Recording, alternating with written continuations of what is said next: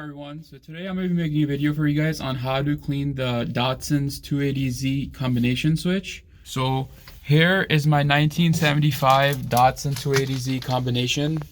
I don't know if this is for a 75, but it could be for a 260, 240, as this steering column is not original to the car, but it does have the, because this is I think 240, but what I've done is I've just removed the wiring right here. It's pretty straightforward. They're all different connectors and most of the wires go to the same color.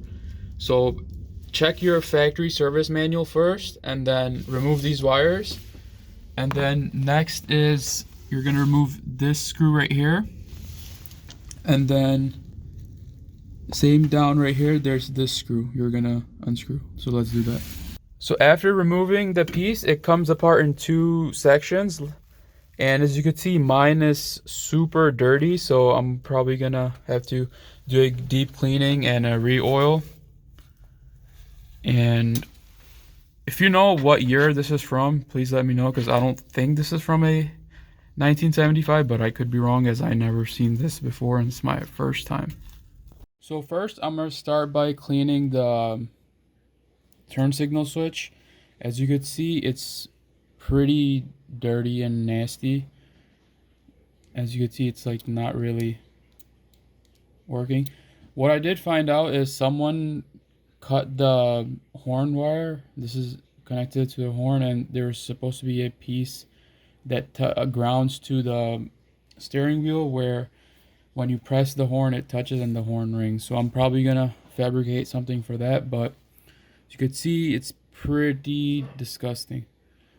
So what I'm gonna do is I'm gonna take isopropyl alcohol I have in this bottle and use an old toothbrush and just spray it down. Be sure to put an old towel or a cloth or whatever, and underneath have like some waterproof material so you don't ruin your table. I figured I use isopropyl rubbing alcohol as it's pretty inexpensive and it doesn't like ruin anything, and also it evaporates pretty well. It's kind of stinks actually. I'm actually gonna cover more stuff so it doesn't splash everywhere. So I have covered more of the table.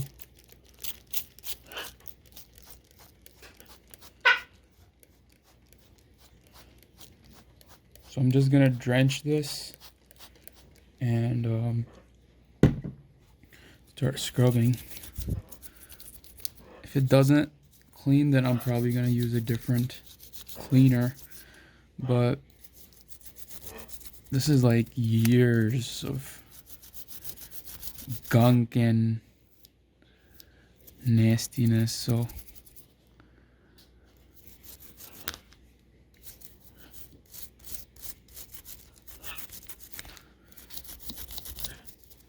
I'm just trying to make it so it moves freely.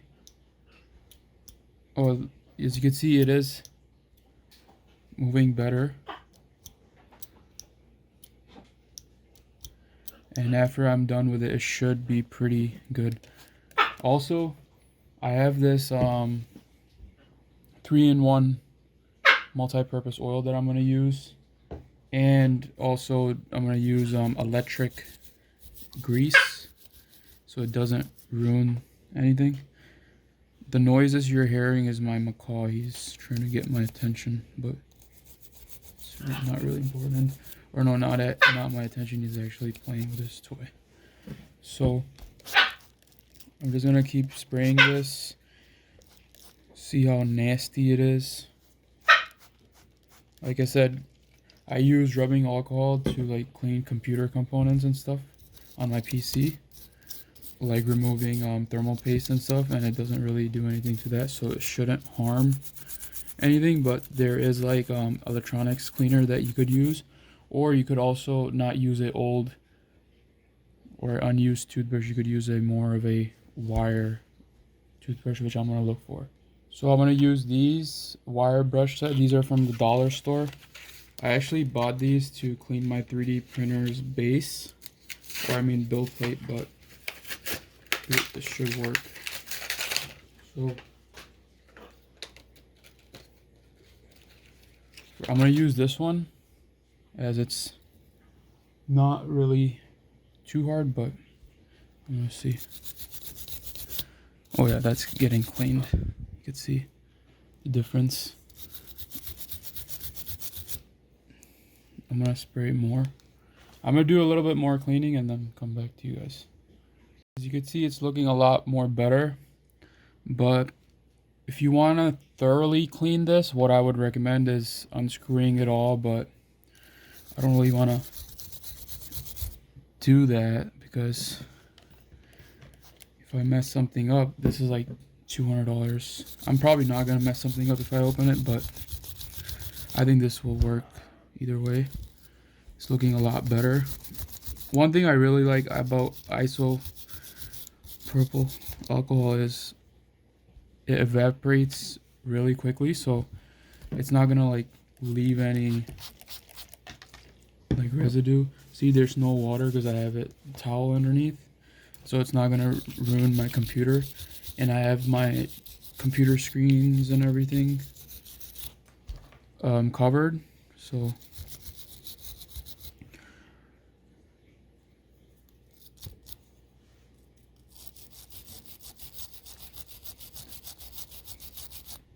see, it's looking a lot more cleaner than before.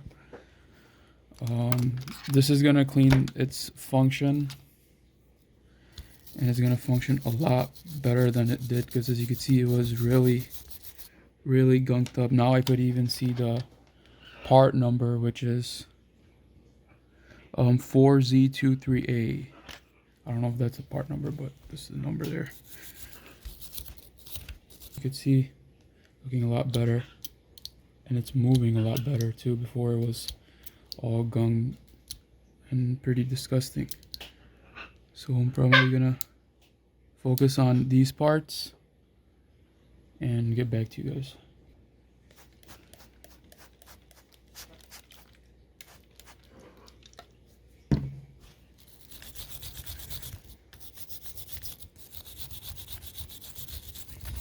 Just be careful to not like damage anything and not put a lot of stress on the components and moving like springs as they break.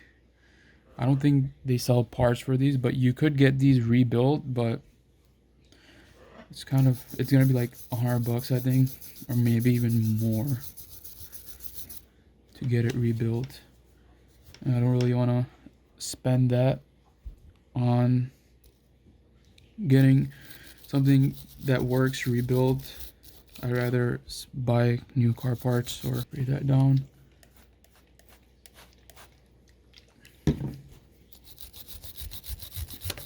This is just years of sitting dust that just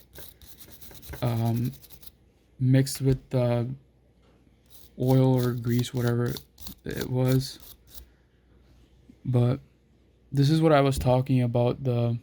There's usually a plastic piece that sticks here, and then someone replaced it with this metal thing, and it goes like right here, like up in here. And when you press the horn, it touches ground, whatever.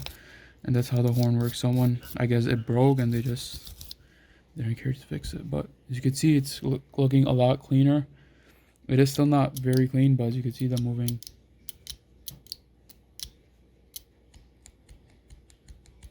It's looking a lot better.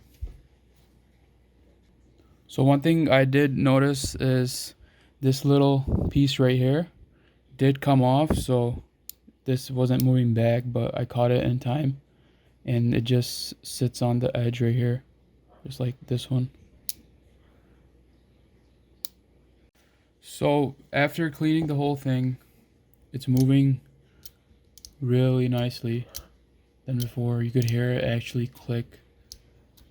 So what I'm gonna do is use the multi-purpose oil and just put the oil wherever I think, or wherever there's moving parts. So let's say right here, and right here. This is gonna be a little bit hard to film.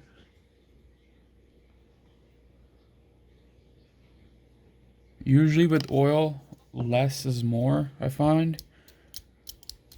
I'm gonna move it back and forth. So I have oiled the pieces up and you could see it's moving a lot better. You could actually hear it click like I said. I've oiled these parts and stuff. Now what I'm gonna do is check the actual module thing, or whatever you want to call it. It opens up by these two screws. To open these components, I'm gonna use my iFixit kit. I really recommend these. They have really good warranty and their build quality is phenomenal. I've been using this quite a while now, building computers, using these for RC cars, and the build on these are, like I said, awesome. There's different sets for your different needs. There's for computers, there's for phones and stuff. So if you need a kit, don't buy a cheap eBay, Amazon kit. Buy iFixit. They are a little bit pricey. That's pretty tight.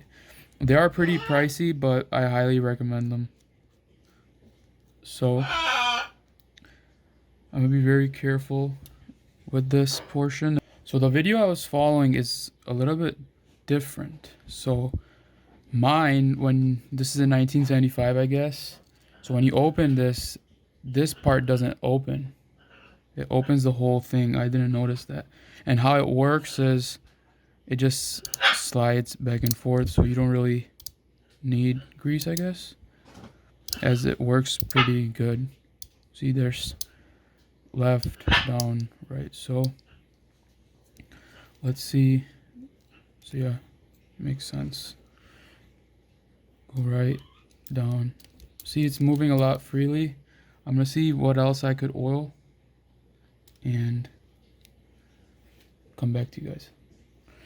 So further inspection, I actually like this method a lot better because it's not prone to failure, I guess, because it just moves like this. Compared to the other one, the guy has this piece open and there was like a piece of copper or brass, I don't know, but so I just oiled it up and now I'm gonna close it and then reinstall this on my car. So I also have the combination switch that controls the lighting. I'm just gonna clean this. I'm not really gonna take this apart because it is a lot more sophisticated and I haven't really done any research on how to rebuild this or clean this up. So if I do this later, I'll make another video for you guys, but I'm just gonna clean it how I did with the other one and then reinstall both of them. I'm back in my car and now I'm just gonna install the combination and turn signal switch. So as you can see, I tightened this screw and I tightened this screw.